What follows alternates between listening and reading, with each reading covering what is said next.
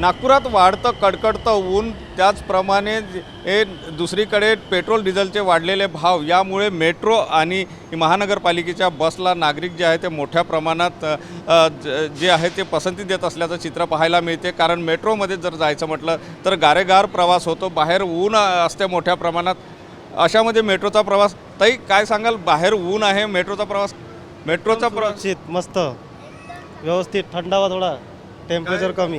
काय वाटते याच्यामुळे म्हणजे तुमचा पैसेही वाचते, दुसरीकडे म्हणजे थंड, बरोबर, पैसाही वाचून राहिला, उष्णपासून संरक्षण होऊन राहिलं। नक्कीच अशा प्रकारे ग्राहक जे आहे ते या ठिकाणी प्रवासी जर आपण बघितलं तर काय बाहेर उन्हामध्ये प्रवास करण्यापेक्षा मेट्रोचा प्रवास परवडतो आहे तुम्हाला? हां, पडवत आहे।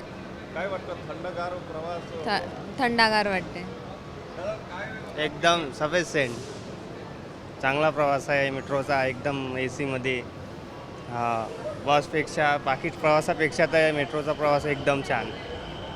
दुसरीकडे पेट्रोल डिझेलचे भाव वाढले आहे, अशामध्ये हा प्रवास परवडणार आहे? हां, बिलकुल बिलकुल। त्याच्यात मी याच्यामध्ये जे 5 स्टार देतो त्याच्यात मी त्याला 5पेक्षा 10 असेल स्टार, तर याचा मी मेट्रोमध्ये 10 स्टार देऊ शकतो।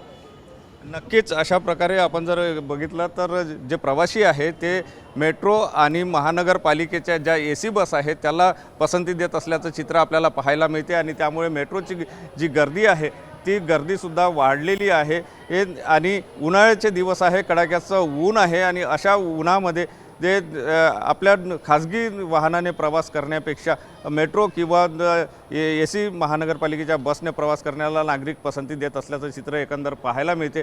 यामध्ये एकीकडे जे इंधनाचे दर वाढले आहे ते, आणि दुसरीकडे जे नागपुरात ऊन पडतं आहे किंवा तापमान जे वाढलेलं आहे त्यापासूनही दिलासा जो आहे तो प्रवाशांना मिळताना पाहायला मिळतो आहे। कॅमेरामन साईसह सुनील लगे, TV9 मराठी, नागपूर।